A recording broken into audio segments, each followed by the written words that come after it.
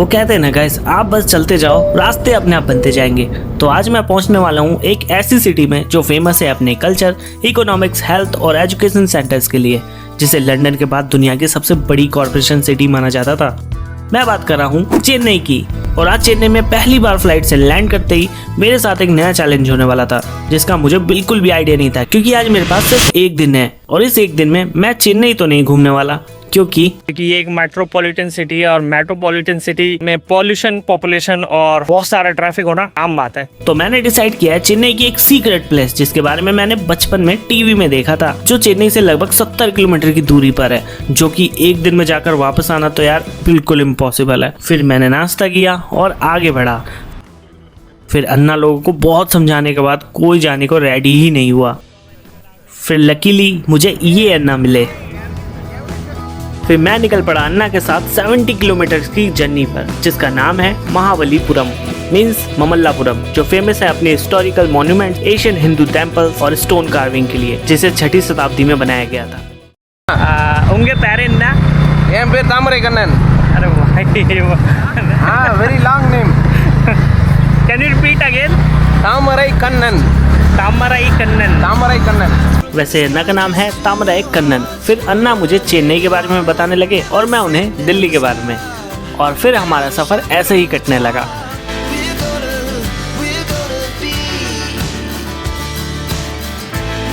फिर चलते चलते अन्ना ने मुझे एक सीक्रेट बीच के बारे में बताया और अपनी स्कूटी वापस उधर ही मोड़ दी और वो ले गए मुझे उस सीक्रेट बीच पर। ये छाया में लगा दूंगा। हाँ भैया। सीट जलेगा। हाँ क्वेश्चन का साउंड आ रहा है। हाँ भैया, ये प्राइवेट बीच है ये पूरा। ये मुझे लग रहा है ना यहाँ तक पानी आ जाता होगा ना। हाँ, आ जाता है भैया। रेत वहीं से आया है। ये पूरा प्राइवेट बीच है भैया। सैटरडे, हाँ Friday night, Saturday night, Sunday night हाँ। ज्यादा पार्टी रहता है इधर नाइट टाइम में, ओनली नाइट टाइम में। ये मरीन जैसा ही है क्या? क्या भैया? मरीन जैसा ही है इधर। हाँ मरीन का भी ऐसा ही है ना ढलान पे? हाँ, ऐसे। वाह।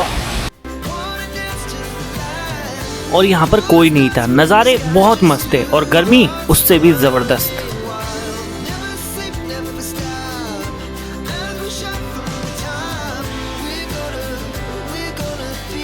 फिर लगभग 2 घंटे की राइड के बाद अन्ना ने मुझे एक सीक्रेट जगह और बताया, और भाई मैं इतना एक्साइटेड और इतना ज़्यादा सरप्राइज था, मैं बता नहीं सकता। वैसे ये ना कुछ अलग लग रहा है मेरे को। मैं तो ये सोच रहा था अभी इतने सरप्राइजेस हो रहे हैं तो आगे कितने ज़्यादा सरप्राइज होंगे। रूट पे पड़ा उत्तरी।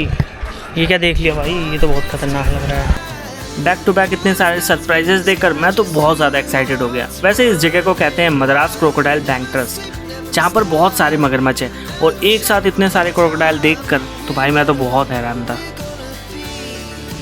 और यहाँ से ममल्लापुरम की दूरी रह जाती है मात्र 14 किलोमीटर। अगर आप वीडियो देखते हुए यहाँ तक पहुँच गए हो तो प्लीज़ डू सब्सक्राइब। और अपने सफ़र के बाद फाइनली हम पहुँच गए अपनी डेस्टिनेशन पर, जिसका नाम है महाबलीपुरम।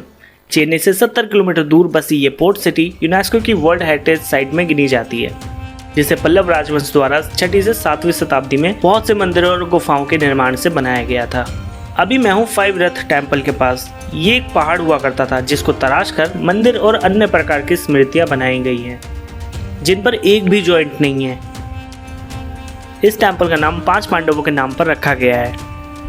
ये है नकुल सहदेव टेम्पल, और यहाँ सबसे बड़ा है भीमा रथ। ये सब देखकर तो मैं बहुत हैरान था, क्योंकि इतने हार्ड ग्रेनाइट के पत्थरों को काट कर तराश कर ऐसे मोनोलिथ बनाना ऑलमोस्ट इम्पॉसिबल है।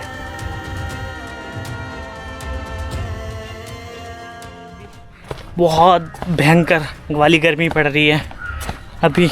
गर्मी फाड़ है भाई। 6वीं 7वीं शताब्दी में इस जगह को पत्थर से काट के बनाया गया था, और यहाँ पे ऐसा कुछ भी नहीं है कि जो सीमेंट या वैसे किसी चीज़ से जोड़ा गया हो सकता है इस जगह को भी तबाह करने की, बर्बाद करने की कोशिश की गई हो, लेकिन पॉसिबल नहीं हुआ हो, क्योंकि ये पूरा पत्थरों से बना हुआ है। इसलिए आज जो हम देख रहे हैं ये स्ट्रक्चर खड़ा है, वो शायद इसी वजह से खड़ा है कि इसका कुछ नहीं बिगड़ पाया। ऐसे बहुत सारे टेम्पल और स्ट्रक्चर आपको यहाँ देखने को मिलेंगे, जहाँ आज भी हिंदू संस्कृति और कला इन पत्थरों पर सांस ले रही है।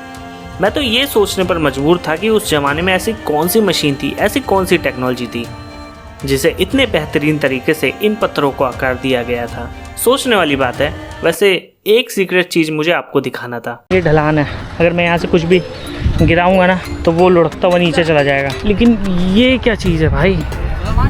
ये ऐसा जाइंट बैलेंसिंग रॉक है जो एक ढलान वाली पहाड़ी पर 45 डिग्री के कोण पर बिना लुढ़के टिका हुआ है, जिसका वेट है 250 टन यानी कि 2.5 लाख किलो, जो 20 फीट ऊंचा और 16 डायमीटर का है। इसका नाम है कृष्ण बटरवॉल, क्योंकि ये है कृष्ण जी के माखन के कटोरे जैसा। और 1200 साल या उससे पहले से भी ये अपनी इसी पोजीशन में टिका हुआ है, जिस अजूबे को देखने के लिए विदेशों से बहुत लोग आते हैं। पल्लव राजा नरसिंह वर्मन ने इसे हटाने की कोशिश की, लेकिन ये हिला भी नहीं।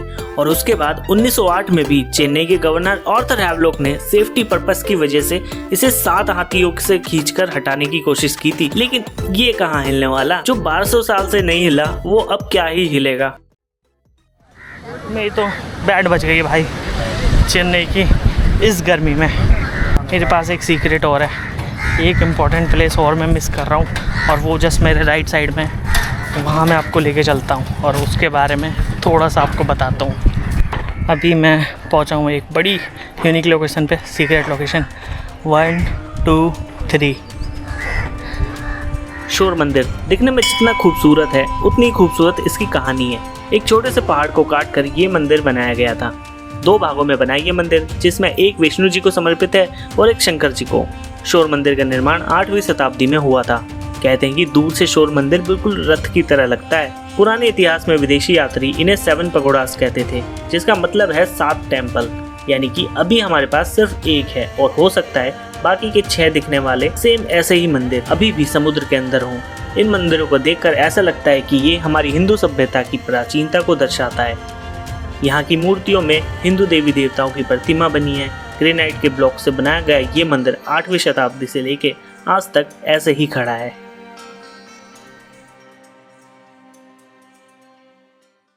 ना अभी बताओ ना क्या मंगवाना भैया है? तुमको क्या चाहिए भैया? मेरे को नहीं पता। नहीं तुम नहीं मेरे को खाएगा? आईडी नहीं है इधर का। चावल कुछ भी नहीं आपको। सांबर सांबर जो आप खाएगा वही मंगा। अका सांबर अभी